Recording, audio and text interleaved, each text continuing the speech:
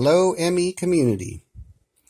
This is going to be a book review on Mind Beyond Matter, The Mandela Effect by Anthony Santosusso.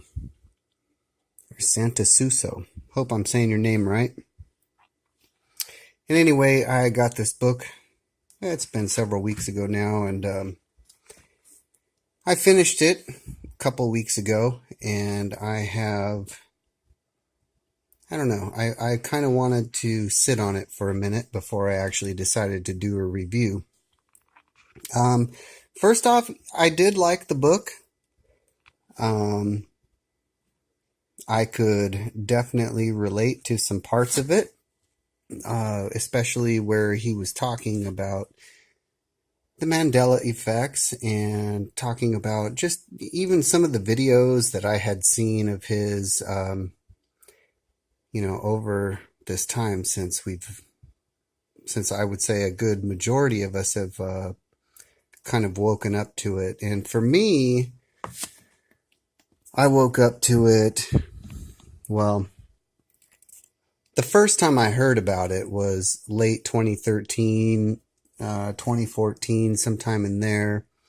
But it wasn't until, I would say, April of 2015 or so when I fully became aware of it. I had heard of it, and the first one, like I said, late 2013, 2014,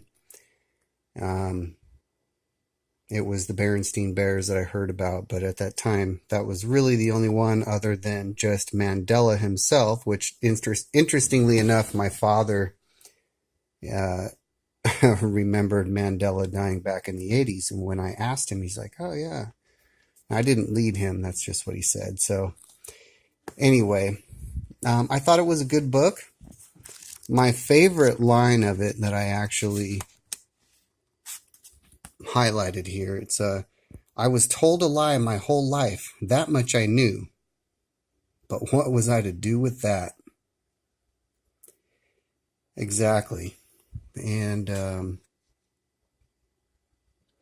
like many other people, I think there's when you start to wake up to some things, you realize, like, wow, I've been told a lie my whole life about a lot of things. And so I could relate with him here about, well, let me just say, in reviewing the book, he talks about the flat earth concept and his kind of coming into contact with it at the same time as the Mandela Effect. I think actually even before the Mandela Effect. And for me, I kind of came into contact with that idea after the Mandela Effect. And then also the one with the trees, there are no forests on flat Earth. I watched the Russian one that's a little hard to understand, but yeah, that was a really, really eye-opening video as well. Especially, even when we have to watch the whole thing and they talk about mining and harvesting and stuff like that and showing our different monuments around the planet, national monuments, that is, and how they look like mining operations nowadays. On another note, Mr.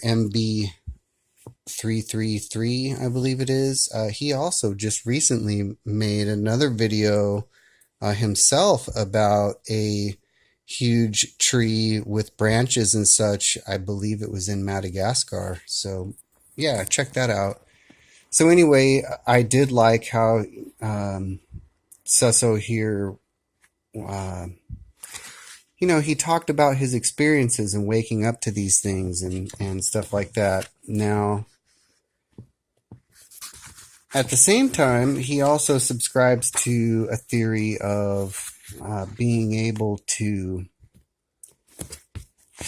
I guess, jump into different timelines, kind of just as you think about it or whatever, you can manifest into some different timelines and whatnot. And he seems to think that, well, as other people have too, there seems to be this connection with death, or um, like it sets it off originally, that we don't really die. We just go into another consciousness. So it's a theory of multiple timelines, that you exist in all of them, but you have a dominant consciousness that you are aware of. And so you can shift between these other timelines, and you have your other bodies and your doing, and you are you in these other dimensions and whatnot, but your dominant conscience, so to say, is the one that you are aware of. Now, I don't necessarily agree with that, because I am a Christian and I do believe the Bible, and I know that the Bible has always said that it's appointed for man once to die. Now, I am aware of different people being raised from the dead in the Bible, and I am also aware of the people that did not die in the Bible. Enoch and Elijah in particular. So I am aware of those things, but I don't know. It just, that concept doesn't sit right with me, and perhaps it's because of my religious upbringing and whatever, but that just doesn't sit right with me. I tend to think that we are still here, and we're being manipulated more in somewhat of like either Total Recall or The Matrix or Dark City. If you haven't seen any of those movies, maybe even The 13th Floor, which, man, The 13th Floor is a good one if you've never seen that one. Just with the concepts of reality and where we are and all that. But all in all, this book really did kind of make me want to write my own book, to tell you the truth. So I thought it was good. Like I said, I don't think that we never die, kind of like Soso does. So I don't agree with all his concepts, but I applaud him for getting this stuff together and actually putting it out there, because when he talked about the effects, and when he talked about, the bar videos that he took there in the Silver Dollar Saloon or wherever he works, there in Colorado, I liked those videos, and I could relate to some of the things he was talking about in here. But then just when he's talking about being able to shift your consciousness at will,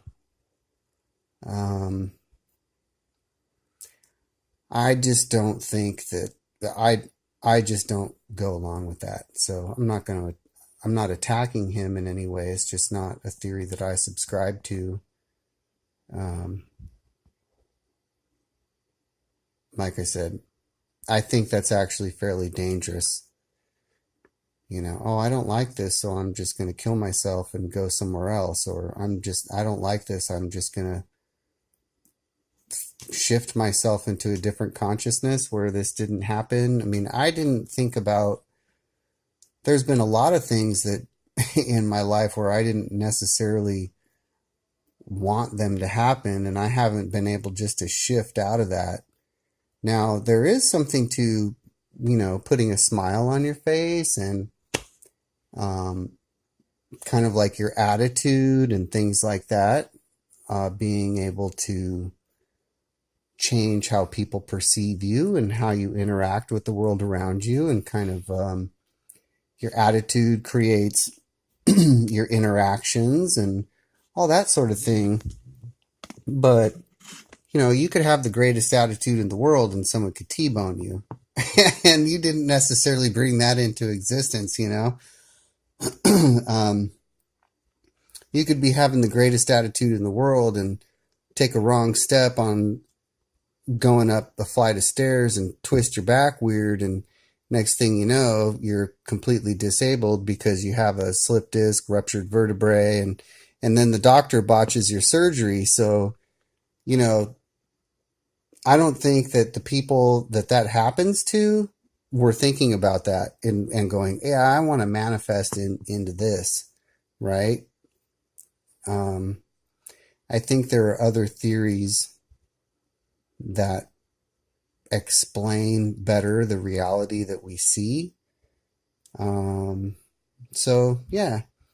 But all in all, you know, I applaud him for writing the book and I enjoyed it. So I read it, I checked it out. If you, I almost, it's like I would recommend the book, but again, there's just a lot of his theories that I don't agree with, that I think are actually fairly dangerous. So, that being said, you can also, what I do like about this book and what he says several times are do your own research. And I do like that about this book is he says, hey, check out what I have to say, but do your own research and come to your own conclusions. Take what you want and leave the rest. So that's what I'm going to do. I'm going to come away from this book with some good ideas and some not. And I'm going to take this call and have a great night.